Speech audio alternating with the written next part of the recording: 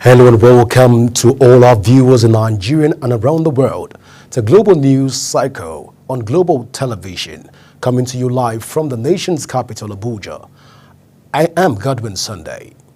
A quick reminder that Global Television is on DSTV channel 365 and free to air on Niconsat.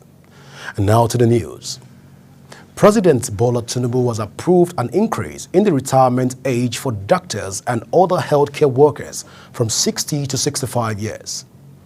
The National Publicity Secretary, the Nigerian Medical Association, Dr. Mani Bature, made a disclosure in a statement noting that the Coordinating Minister of Health and Social Welfare, Professor Mohammed Pate, has been directed to formally present the approval to the Council of Establishment through the Office of the Head of Service for finalization. He noted that Pate conveyed the policy shift during a high-level meeting with the association's president, Professor Bala Audu, and key stakeholders in the healthcare sector.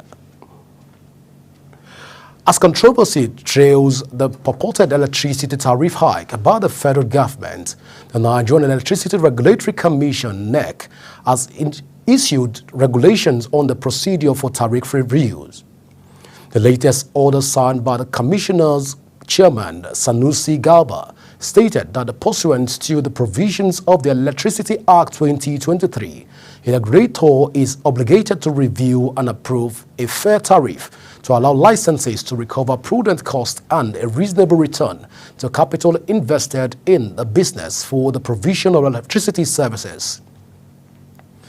The Commission also said the multi-year tariff order methodology provides for a major review of electricity tariff every 5 years, during which all tariff exemptions are reviewed to ensure the industry's viability and efficiency. President Bola Tinubu has declared open the Joint Task Force Commanders Conference 2025 at Defense Headquarters in Abuja. The president was represented by the Minister of Defense, Muhammad Badaru, at the conference regarded as an avenue to review the ministry's Joint Task Force last year's consolidation on previous successes and strategies for this year's joint operation. President Bola Tinubu has declined assent to a bill for the establishment of Federal University of Education, Numan, Adamawa State. He conveyed the decision in a later address to the Speaker, House of Representatives, Abbas Tajuddin, read by his deputy, Benjamin Kalu, who presided over the plenary. President Bola Tinubu, while explaining his reasons for declining assent to the bill, stated, among others, that Section 22 of the bill accords the authority on the disposal of land to the governor and not the president, as it ought to be by law in respect of land belonging to a federal government entity in the case of universities. Chairman of the Independent National Electoral Commission, Professor Mahmoud Yakub, has urged members of civil society to show more interest in monitoring primary elections of political parties, emphasizing the need for continued collaboration to ensure a credible and transparent electoral process in the country. Professor Yakub stated this at the Commission's first regular consultative meeting with civil society organization at its headquarters in Abuja. Edikan Michael has the report. Professor Yakubu highlighted the importance of monitoring report of civil society in which actionable recommendations have been drawn to improve the subsequent exercises. To be as interested in party primaries as you are actively engaged in the monitoring of the secondary election conducted by INEC. After all, only the candidates nominated by the political parties are placed on the ballot for citizens to vote for on election day. From your monitoring reports as accredited election observers, you have consistently expressed concern over vote buying at polling units during elections. INEC chairman also provided an update on the upcoming Anambra State governorship elections scheduled for November 8, 2025. He mentioned that the Commission had released a timetable for the election in October 2024, noting that party primaries will begin on March 20, 2025 to conclude on April 10, 2025. As required by law, the notice of election was published on 13th November 2024. That is 360 days before the date fixed for the election, scheduled to hold on the 8th of November 2025. The next activity is the conduct of party primaries, which begins next month. All political parties interested in fielding candidates for the election shall commence their primaries on 20th March 2025 and end 3 weeks later on 10th April 2025. The Commission's preparations for the election is an item on the agenda for this meeting. In his response, Ezenwa Nwagu of Partners for Electoral Reforms, representing civil society organizations, decried the participation of party leaders in vote buying during elections, a practice he stated undermines the legitimacy of elections, and called on security agencies and the media to intensify efforts to curtail the menace. Of vote buying at the general elections, and that's perpetuated by the politicians, will need the collective effort of not just civil society, but the security agencies and the media. And we will, as we have already started doing, continue to beam searchlights on the activities of politicians, their political parties, and their candidates in any elections. We want to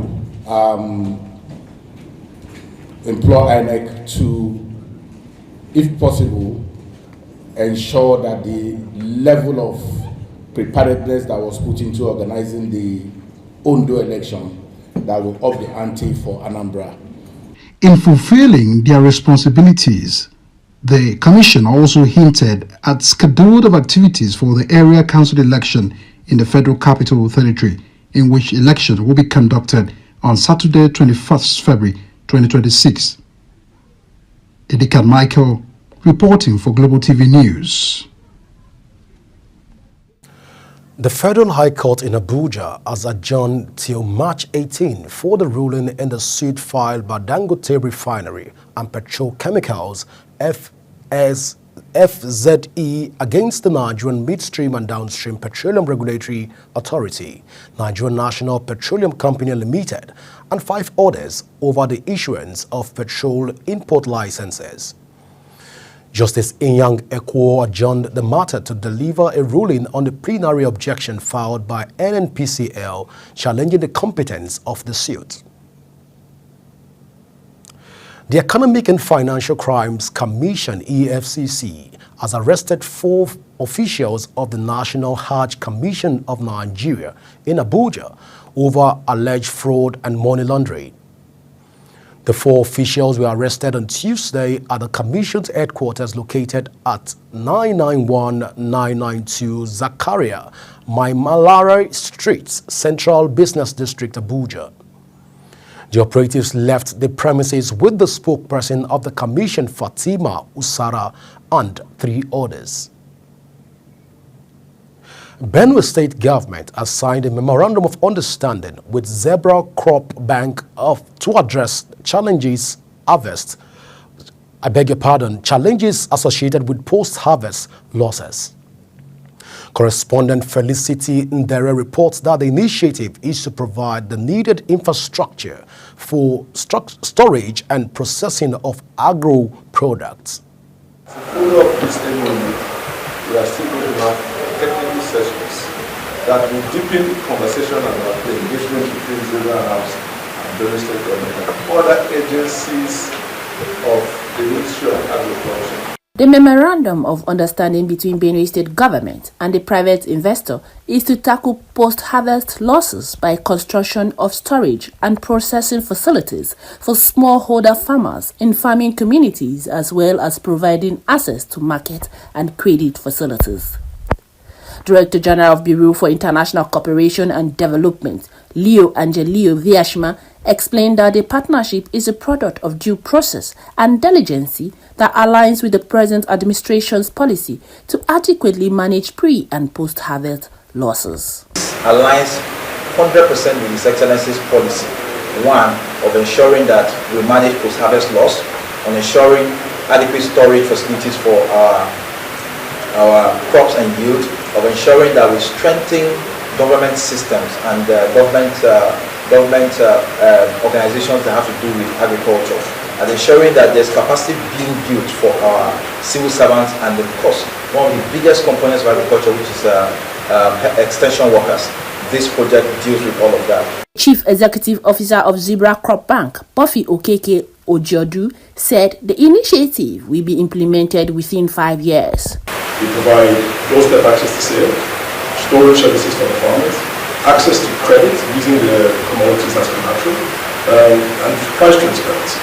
And we value add by doing primary processing at low cost to the farmers as well. The Memorandum of Understanding, according to the bank's Chief Executive Officer, is expected to cost over $15 million. In Makudi, Felicity Ndere, reporting for Global TV.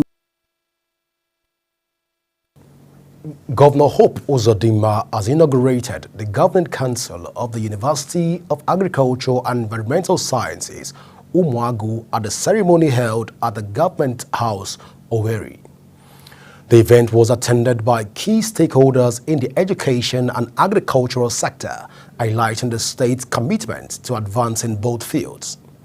Our correspondent, Amarachi Ibe, was there, and she joins us with this report. In his address, Governor Uzodinma charged the council to prioritize the dream of mechanizing agriculture in Imo State. He stressed the importance of teamwork and urged the members to collaborate closely in order to achieve tangible results for the development of the state's agricultural sector. The governor also highlighted his administration's zero tolerance for corruption. All of you are choosing based on your proven integrity. That also should reflect in the performance of your duties. This administration has zero tolerance for corruption. I want to assure you that I will do all that is required for the success of your assignment. This university is very pivotal in our quest for food security. Urging the council to ensure that the university contributes to the advancement of both education and agriculture in the state. You have the responsibility to translate this our vision of mechanized agriculture into reality. I expect you, therefore, to formulate policies that are tailored towards achieving that objective. I expect you to innovate ways of improving the academic and practical knowledge of students in agriculture. Speaking on behalf of the other council members, Chairman of the Council, Professor Nelson Aleno, assured the governor that they would work with dedication and commitment to achieve the goals set for them. On behalf of these excellent men and women that are put together with me, this council, we want to give you our confidence. We want to assure you that this honor bestowed on us today will be something that the state will be happy about. The inauguration of the Governing Council is seen as a crucial step in advancing both higher education and agricultural development in Imo State. In Owerri, Amarachi Ibe, reporting for Global TV News. The Kebbi State government has announced the rescheduling of the 61st Agungu International Fishing and Cultural Festival to 2026. Speaking at a press briefing, the Deputy Governor of Kebbi State and Chairman of the festival's main committee, Senator Umar Agugu, stated that the decision was reached after a consultation with the Agungu Emirates Council. He explained that the rescheduling was necessary to facilitate comprehensive renovation works on the festival's venue, ensuring they meet modern standards and are structurally sound. Ogun State Police Command arraigned the suspended Olorile of Orile Ifo, Samuel Adewale Ogunjobi, for assaulting a 73-year-old chief. Abraham Areola Agunjobi was arraigned on the 3 counts bordering on conspiracy, assault, and conduct likely to cause breach of peace.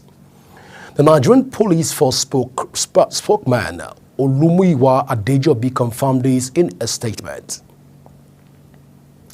Governor Francis Nwifuru of Ebonyi State has urged the people of Amago Village, Nkalaha, Isialu local government area of the state to remain calm after a suspected gunman attack.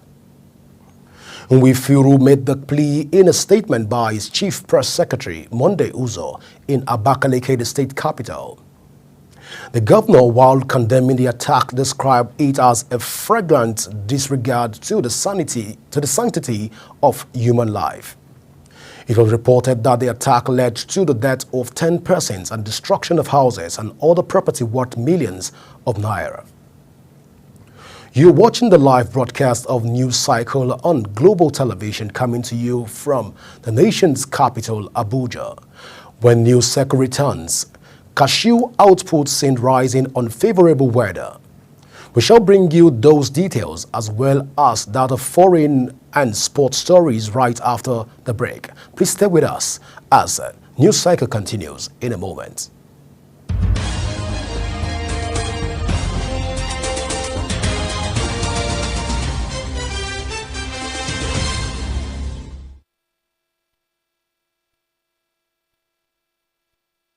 Welcome back. The federal government has disclosed that motorists plying the Abuja-Kefi-Akwanga-Makurdi highway will now pay toll ranging from 500 for saloon cars and 1,600 for multi-access cars.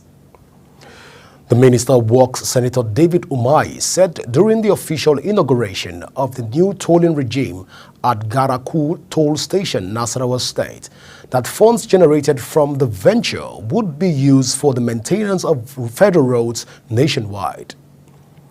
The China Exim Bank has provided $460.8 million loan used to fund the 227.2-kilometer road project.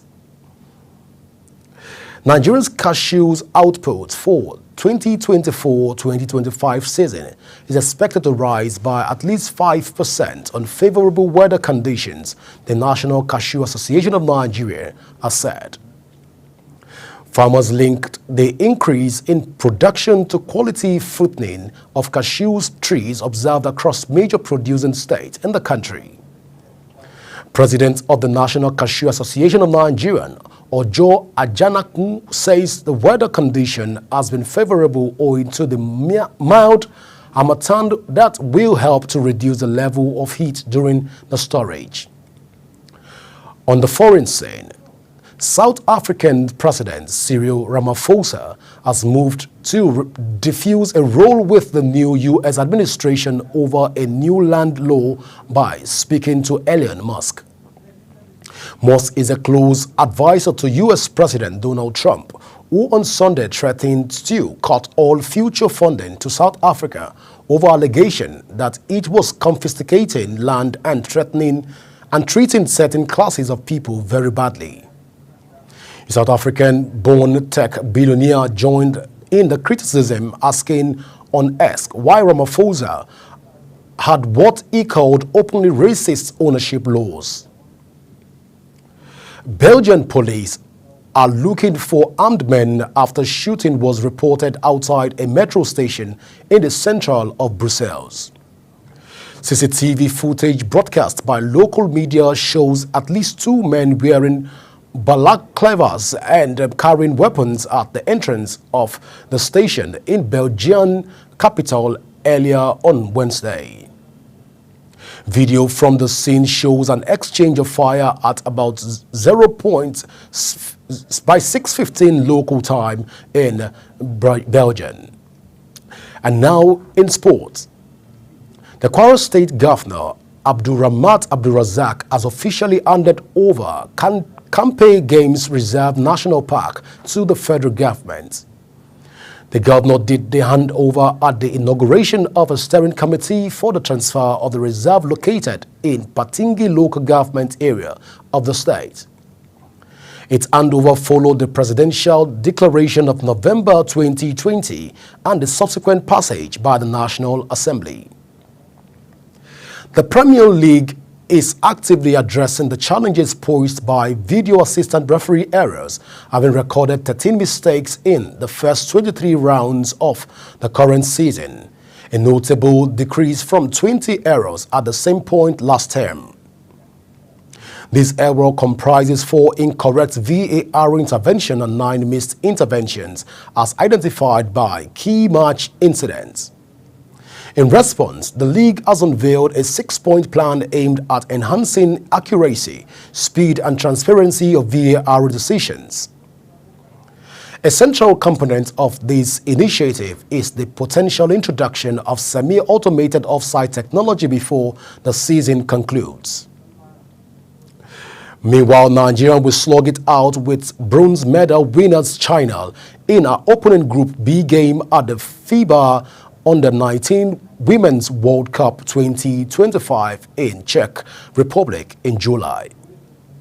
The Junior D Tigers matching up against their Chinese counterparts on July 12, 2025 was made known after the tournament draw yesterday in Brno. After the China game, the Nigerian women team will play Canada on July 13th and Portugal in July 15th.